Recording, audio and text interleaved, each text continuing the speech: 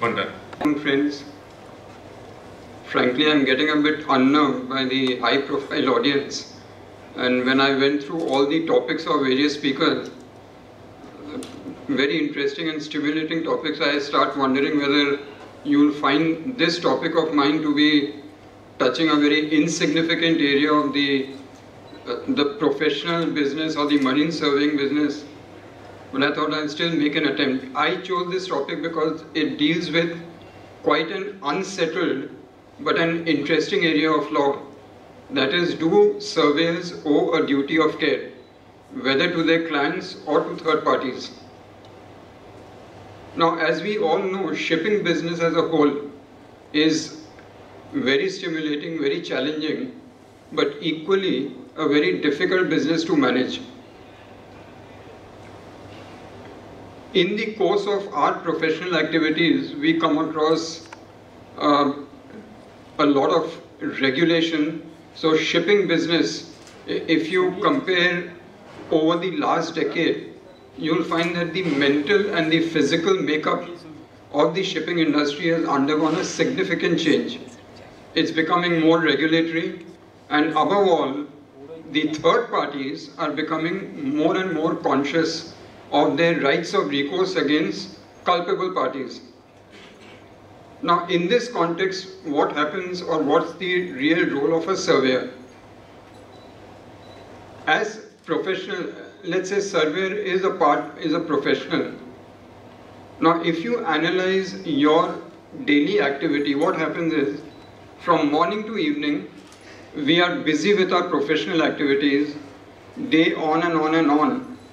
How many of us actually sit back and try to appreciate or even pay attention to the fact that in our daily activities, somewhere behind all that lurks a danger of our being exposed to third-party liabilities for a job not well done? So the short question is that, do the surveyors owe a duty of care to the client or to the third parties? The answer basically is yes, but with limitations. So in this paper, I am not really trying to delve into the legal nitty-gritties. I'm just touching upon some of the fundamental or the salient areas. A marine surveyor, like any other professional, he is supposed to possess a reasonable degree of skill, diligence and care. When you have a client and a survey relationship, often you'll find that by word of mouth you've gone and attended to a survey, or you will get written instruction, or there may also be a proper contract. The question will be that even if the contract is silent on the scope of a surveyor's responsibility, the law will usually imply a term in the contract that the surveyor owes a duty of care to the client in the form of exercise of reasonable skill, diligence and care. So that term more likely than not will be implied. Some surveyors in their contract, they put exclusion clauses. So as a professional, I say, fine, I'll do the job, but I'm not going to undertake any responsibility arising out of any problems in the performance. So there are exclusion clauses put. But even then, it is not automatic that a surveyor would be exempt from liability. A lot will depend on the construction of those exclusion wordings, and usually what the law has said that if you want to contract out of negligence, very, very clear words will have to be used. So just by putting an exculpatory or an exclusion clause does not automatically protect a surveyor. Even if it protects a surveyor vis-a-vis the client, what about the third party? Now, when you analyze a surveyor, his potential liability can be from two independent sources. One is a contractual liability, and one is a liability in tort to third parties. Now the second one The reason why I'm not going to go into a big legal research is that I'm not competent to do that, firstly, and it's a very, very complex area of law. But I'll just very briefly get into one or two cases which will give you a flavor of where the danger really lies. When we talk about a tortious liability, there are lots of caveats, lots of preconditions. For instance, have you made a representation to a third party? Did you know at the time you were doing a job that your report will be relied on by the third party? Did the third party actually rely on it? Was the statement or the opinion which you expressed negligent in any way? And if the third party relied on that, did he rely to his detriment? So there are various conditions. Then there is two other legal tests which are usually looked at by the courts. One is the test of foreseeability, that did the surveyor foresee at the time of undertaking that contract with his client that a third party would be relying and may act to his detriment, and whether between the surveyor and the third party there was a special relationship or a proximity of relationship. Now each of these components, it's a world of its own in law, so I'll just leave it at that. So just coming back to the two basic primary sources of potential liability is a contractual liability and it's a liability in tort. In tort, I'll just give you a very simple type of a example. I can give that because right now I know in Calcutta there are 3 ongoing cases against surveyors, 1 criminal and 2 civil. The reason being that they issued a valuation report. They knew that the bank is going to rely on the valuation report and something went wrong. Now the entire valuation has been questioned. So civil action has been brought. In another case, a criminal action has been brought. So the surveyor knew that what was the purpose of that valuation report and who all will be relying on it. I think tomorrow there is a topic that by Captain Nigel, that the surveys are the ears and eyes of insurers. Now that itself shows that a lot of people rely on the surveys, and that's where you start getting into that a bit of a grey area, that reliance on your report, is there any pitfall or any downside to it? So that is where a bit of a care has to be taken. What I'll do, I'll just read out a case because the concept which I'm referring to is best illustrated by, now these concepts have been tested in the courts primarily against classification societies, but equally they would apply to any other surveying community. But how it reached the courts in relation to a classification society, I'll just very briefly read out the famous case of the Nicholas H. Now in 86, this vessel loaded cargo, she loaded cargo from Peru and Chile, meant for Italy and USSR. A few days after she sailed out, a lot of cracks developed on the hull. So she was diverted to Puerto Rico. You can just disconnect, sorry. She was diverted to Puerto Rico. The NKK class surveyor came there and initially he recommended permanent repairs. But obviously that is where the commercial issue comes up. The ship owners were not willing to lay up the vessel for a long time. So they carry out temporary repairs, they welded the cracks. The NKK repair examined that and then he recommended that let the vessel remain in class, let her proceed to the discharge port where the repairs will be further inspected and then what's to be done, not done will be decided. So he took a view, permitted the vessel to sail and remain in class. One day after she sailed out, the cracks developed again, the welding just gave way, the vessel sank with entire cargo. The value of the cargo was about 5.5 million. The cargo owners had a settlement with the ship owners for about $500,000. It could have been the limitation figure. And then they sued NKK for the remaining 5 million. the suit was basically in tort on the basis that NKK owed the cargo owners a duty of care and they negligently acted in the matter, so they should be held liable. In the court of the first instance in London, this entire case was in UK, the cargo owners succeeded. Ship owners then, the class then went into for an appeal. The appeal court overturned that. The matter went to House of Lords, and House of Lords held that the classification society were not responsible.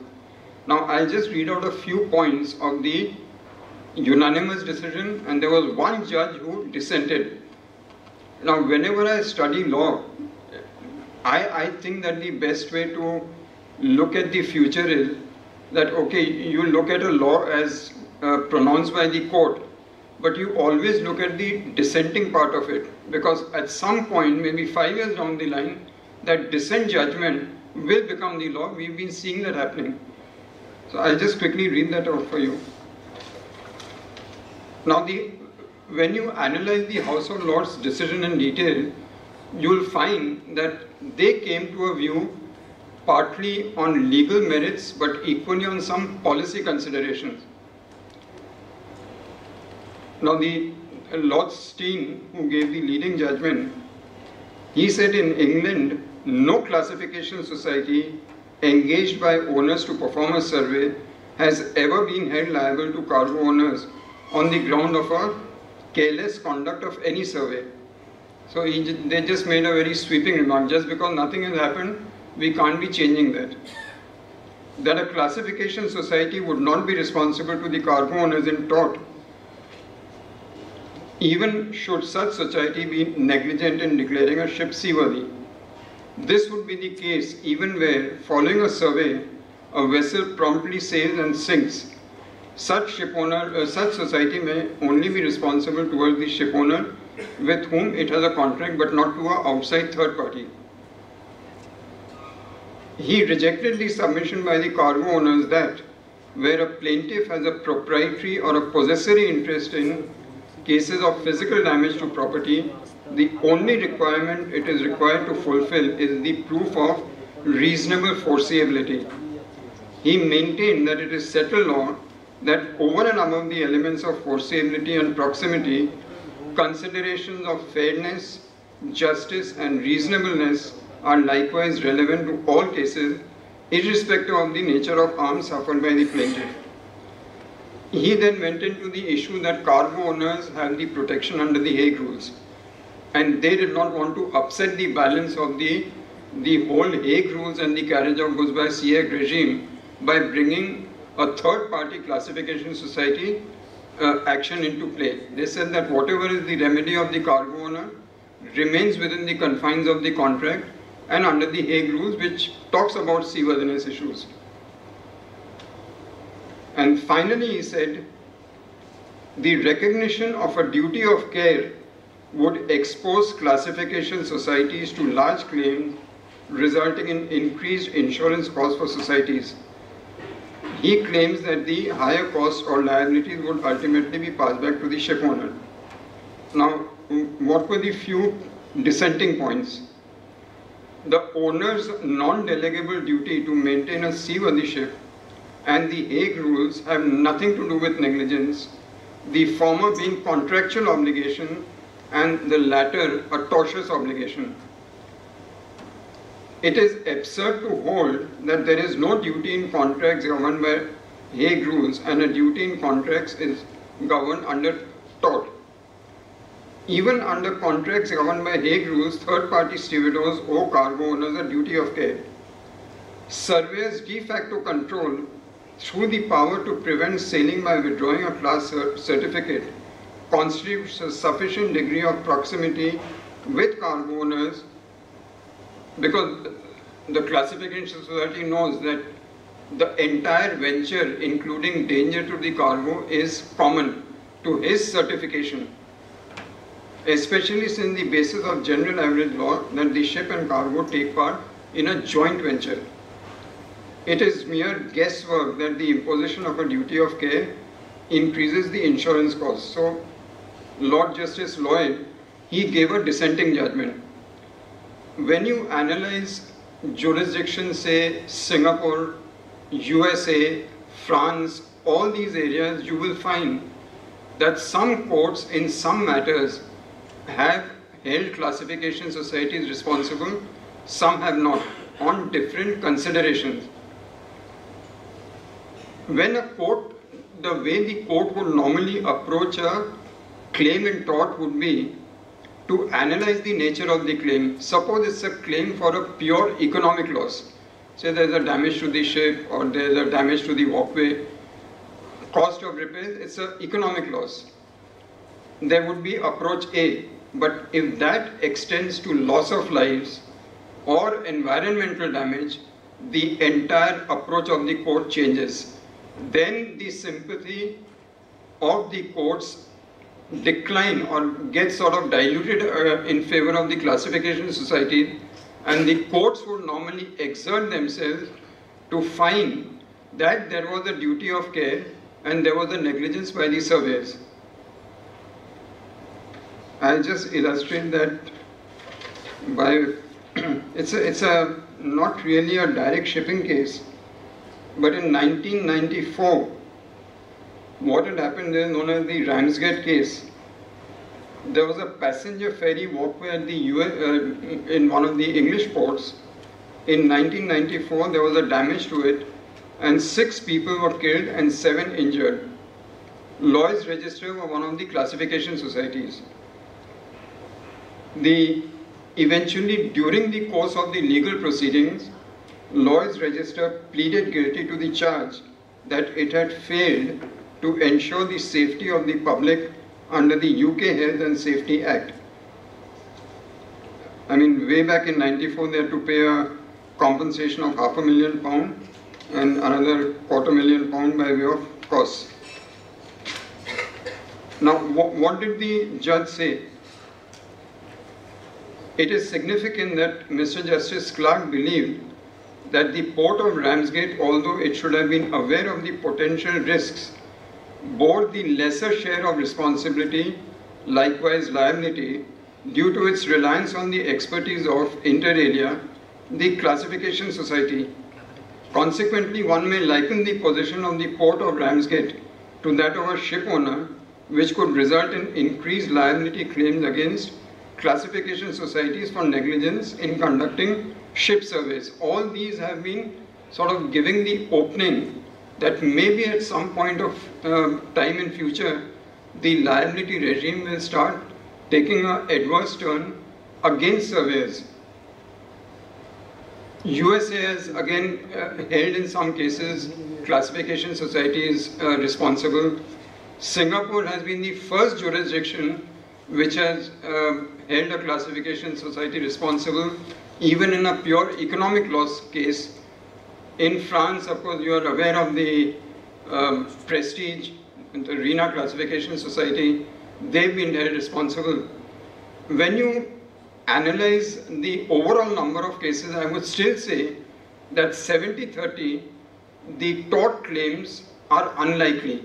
I mean, it's very, to prove all those elements of proximity, foreseeability, the reliance by the third party on your report, it's very, very difficult to prove. But there is still a route open that later on, and particularly if there's, like I say, there's loss of life or environment, then people will exert themselves to find a way out. That's how courts often work, you know, the leniency factor.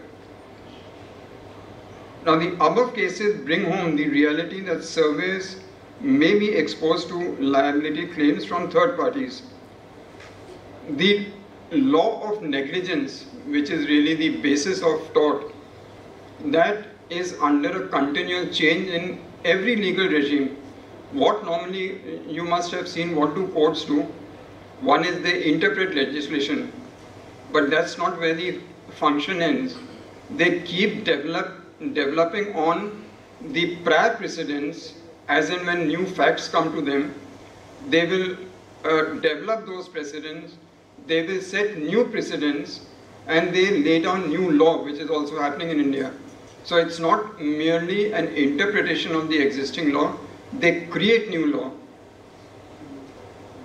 Like I said, that I'm just sort of not really directly involved, but I'm aware of these 3 or 4 cases going on against surveyors who are not even classification surveyors.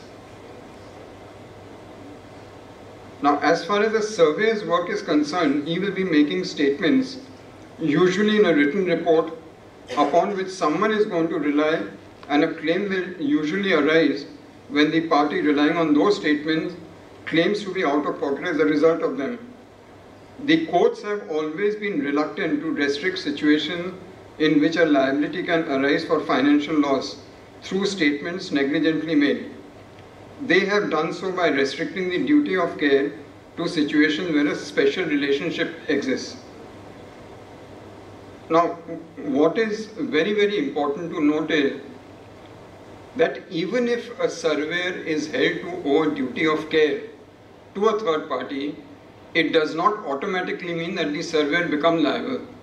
He will become liable only if he falls short of the standard of duty of care, which, coming back to how I started my thing, is the exercise of reasonable skill, care and diligence. A surveyor will be held to be required to practice good marine surveying standards. He will be required to possess the same degree of skill and knowledge as people practicing the same profession. That is how courts will analyze that even if he owed a duty of care, did he commit a breach, did he fall short of that standard or not. And this is where I'm sure subsequent speakers, there is one paper that theory is good but practice makes perfect. I 100% agree with that.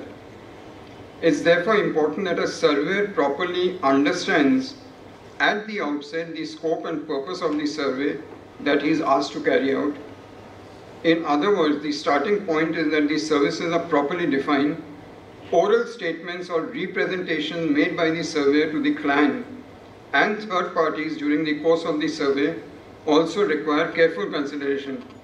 Howsoever good the survey may be in the field work, it is eventually the contents of the report that matter, because that becomes a disclosable document, assuming it is not guarded by a professional privilege or a legal privilege. People will read his report. Preparation of reports by a surveyor, either in the case of a survey or in the case of providing expert opinion, is a matter should never be taken as a routine exercise. It requires skill, care, proper application of mind, and above all practice. Particular consideration should also be given to making it quite explicit in the survey report any limitations to the investigation to which the surveyor had been subject. He should also advise where further investigation by the clients or a specialist expert would be considered prudent. Maritime business is becoming more and more regulatory and liability orientated. Surveys and technical experts play an important part in the industry. Prudent operating procedures, diligent execution of work, and continuous efforts to enhance the art of drafting a report are, in my view, but a few ways to prevent or minimize the risk, howsoever minimal that might be, of exposure to liability. Thank you, and take care.